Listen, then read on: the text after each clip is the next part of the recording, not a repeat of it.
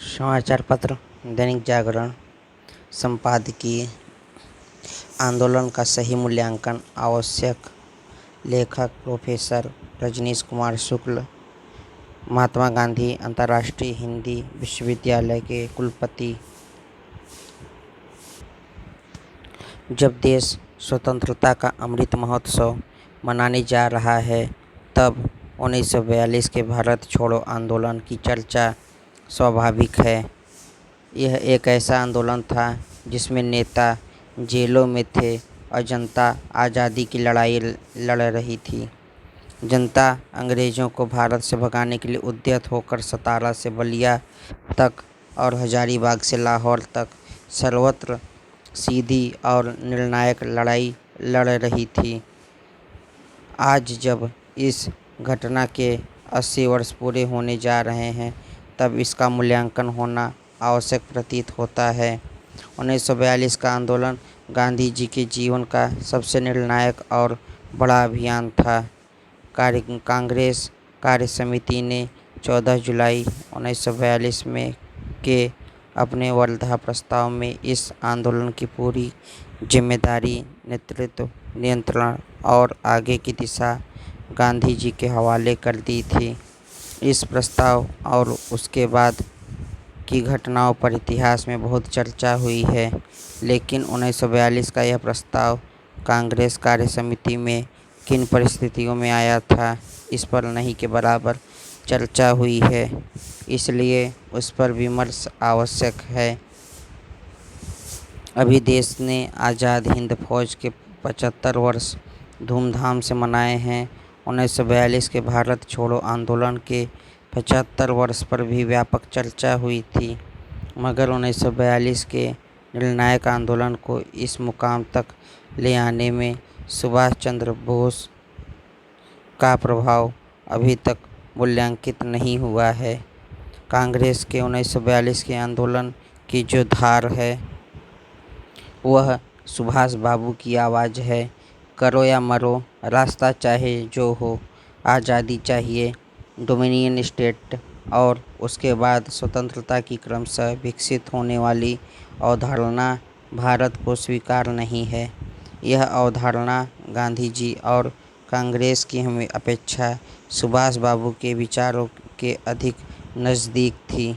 जुलाई 1942 में गांधी जी ने कांग्रेस कार्य समिति के लिए जो मसौदा प्रस्तुत किया था, वह भारत की आज़ादी का मसौदा सुभाष गांधी प्रतिरोध की छाया में है। इस मसौदे में गांधी जी ने स्पष्ट कहा कि भारत की स्वतंत्रता इस तरह न केवल भारत के हित के लिए बल्कि विश्व की सुरक्षा के लिए और नाज़ीवाद, फांसीवाद, सैन्यवाद, साम्राज्यवाद और जिस किसी वाद का जापान प्रतिनिधित्व करता है, उसकी समाप्ति के लिए आवश्यक है। गांधी जी द्वारा यह प्रस्ताव का मसौदा तैयार करते समय जापान का उल्लेख केवल इसलिए नहीं कि जापानी सेना तेज़ी से भारत की ओर बढ़ रही थी।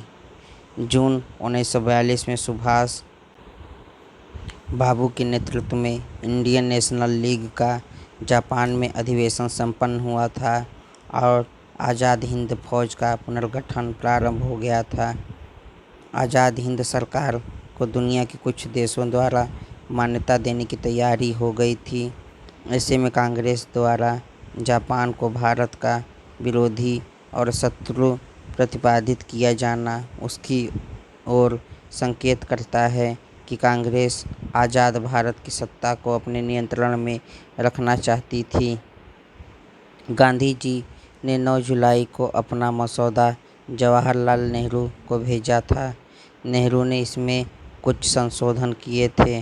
क्रिप्स मिशन की असफलता और भारत के आमजन में ब्रितानी सरकार के विरुद्ध उभर रहे आक्रोश तथा जापानी फौज की सफलता पर भारतीयों में संतोष के भाव की वृद्धि से जुड़ी पंक्तियाँ पंडित नेहरू ने जोड़ी थी।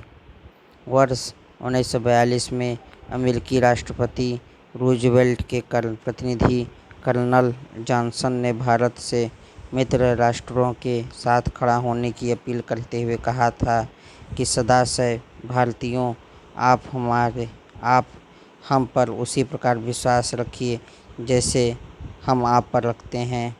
इन सभी बातों से एक बात निकल कर आती है कि युद्ध में जापान की लगातार बढ़त ने भारत की आज़ादी को अवश्य भावी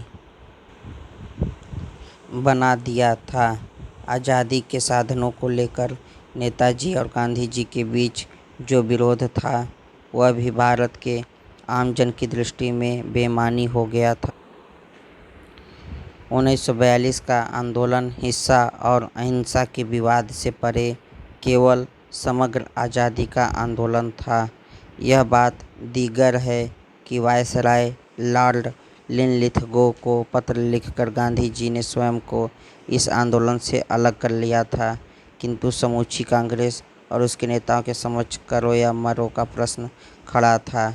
मुंबई कांग्रेस महासभा की बैठक के बाद 9 अगस्त की सुबह से आंदोलन कांग्रेस की पकड़ से बाहर हो गया था। यह जनता का आंदोलन हो गया था जिसने अपने नए नेता बना लिए थे।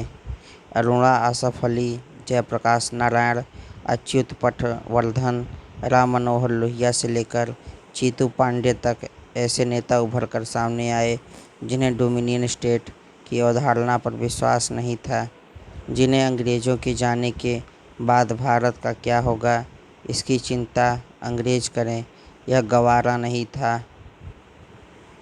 इन सब के पीछे कोई उद्दीपक शक्ति थी तो वह थी आज़ाद हिंद सरकार और आज़ाद हिंद फौज तथा सुभाष चंद्र बोस का आह्वान कि तुम मुझे खून दो, मैं तुम्हें आज़ादी दूंगा।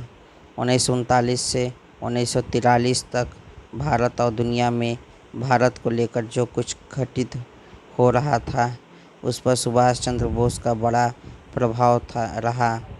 भले ही साम्राज्यवाद, पूंजीवाद, सैन्यवाद का प्रतिनिधित्व करने वाली उस काल की साम्यवादी शक्तियाँ नेताजी को तोजो का कुत्ता जैसी गालियाँ दे रही हों, मगर 9 जुलाई से लेकर 9 अगस्त 1942 तक गांधी, नेहरू और कांग्रेस के वैचारिक विमर्श में जिस प्रकार से ब्रितानियों से बड़ा शत्रु जापान को साबित करने की कोशिश की जा रही थी वह नेताजी के प्रभाव को दर्शाती है, क्योंकि इसी समय सुभाष बाबू जापान में इंडियन नेशनल लीग और आज़ाद हिंद फौज के गठन के प्रयास कर रहे थे।